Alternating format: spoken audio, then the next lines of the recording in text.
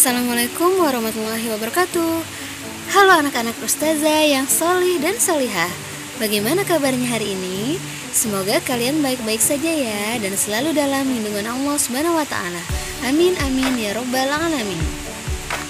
Nah, pada hari ini kita akan melanjutkan materi kita tentang bahasa Indonesia.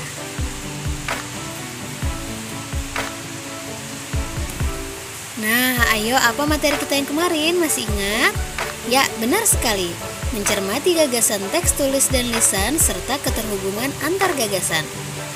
Jadi, hari ini Ustazah akan melanjutkan dan akan memberikan beberapa contoh ya.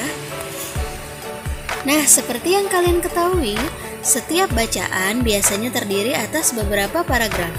Setiap paragraf memiliki gagasan pokok dan gagasan pendukung. Gagasan pokok sering disebut juga gagasan utama, ide pokok, atau pokok pikiran. Gagasan pendukung disebut juga gagasan penjelas, benar sekali. Nah, gagasan pokok adalah ide utama yang dibahas dalam suatu bacaan. Dapat berupa kalimat inti atau pokok paragraf. Gagasan pokok dapat dilihat pada kalimat utama. Kalimat utama biasanya terletak pada bagian awal atau bagian akhir. Kalimat utama yang terletak pada bagian akhir biasanya diikuti dengan kata-kata seperti oleh karena itu, oleh sebab itu, jadi, dan dengan demikian.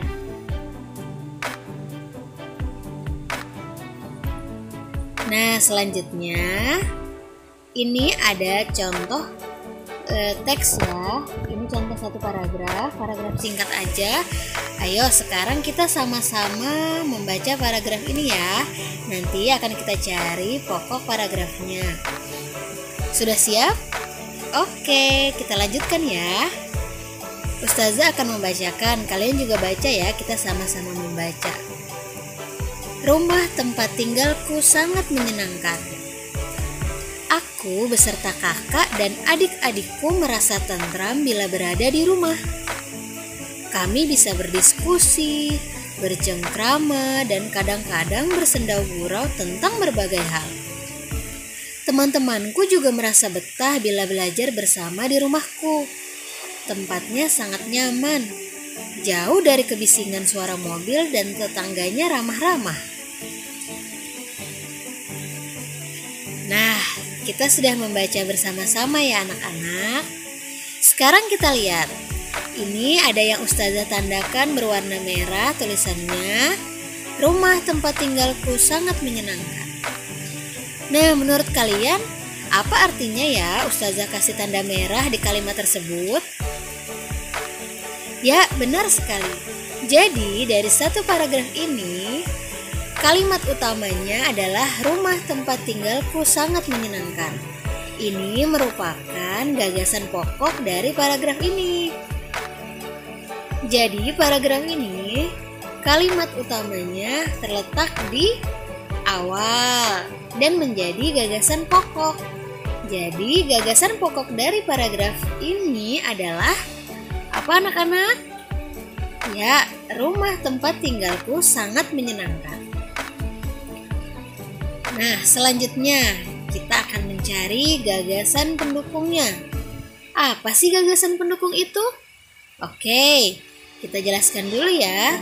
Gagasan pendukung disebut juga gagasan penjelas yang fungsinya menjelaskan gagasan pokok. Gagasan pendukung atau penjelas umumnya dinyatakan oleh lebih dari satu kalimat. Kalimat yang mengandung gagasan penjelas disebut kalimat penjelas. Nah, sekarang kita lihat ya. Oke anak-anak, selanjutnya kita akan mencoba membaca teks lisan. Nah, sebenarnya ini suatu percakapan ya, tapi kita bacakan saja dan kita cari gagasan pokoknya. Yusri, kalian sudah pernah makan keripik jamur? Denny menjawab, jamur apa Yus? Yusri menjawab, jamur tiram, kalian harus coba keripik jamur buatan ibuku. Aida menjawab, sudah pernah, aku dibawakan saudaraku, tetapi kurang renyah. Yusri menjawab, "Ini beda teman-teman. Keripik jamur yang dibuat di rumahku renyah, gurih, dan rasanya pedas juga."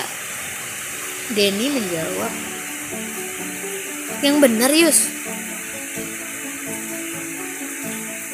"Benar, harganya 15.000 saja satu bungkus."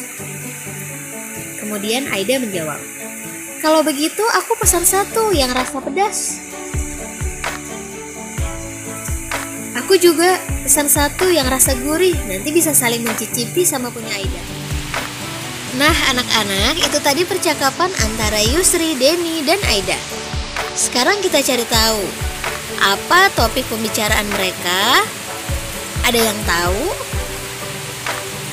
Ya, benar sekali. Pintar anak-anak ustazah. Jadi topik pembicaraan mereka adalah mengenai makanan ringan. Kenapa makanan ringan? Karena mereka membicarakan tentang keripik jamur. Keripik jamur merupakan salah satu makanan ringan. Nah, sekarang gagasan pokoknya apa ya? Ada yang tahu? Oh, benar sekali. Pintar sekali anak-anak ustazah. Gagasan pokoknya adalah penjelasan Yusri terhadap Denny dan Aida tentang keripik jamur buatan ibunya. Jadi gagasan pokoknya adalah penjelasan Yusri kepada Denny dan Aida tentang keripik jamur buatan ibunya Yusri. Nah, selanjutnya kita lihat beberapa kalimat setelahnya merupakan gagasan pendukung teks tersebut. Jadi, keripik jamur buatan ibuku, nah itu katanya Yusri ya, sangat enak, kalian wajib coba. Nah, itu merupakan gagasan pokoknya ya anak-anak. Ayo kita ulangi sekali lagi. Jadi, topik dari teks tersebut adalah mengenai makanan ringan. Kemudian gagasan pokoknya adalah, ayo menceritakan tentang apa tadi? Benar, tentang penjelasan Yusri kepada Denny dan Aida bahwa keripik jamur buatan ibunya sangat enak. Sementara itu, kalimat yang lainnya merupakan gagasan pendukung. Bagaimana? Kalian sudah mengerti? Nah, itu tadi contoh sekaligus penjelasan tentang gagasan pokok dan gagasan pendukung dalam suatu teks tulis dan teks lisan. Sampai bertemu di materi selanjutnya ya. Jika ada yang ingin ditanyakan, silahkan tanyakan ustazah pada saat kita pertemuan setiap minggu. Oke, semangat belajar, selalu jaga kesehatan. Wassalamualaikum warahmatullahi wabarakatuh.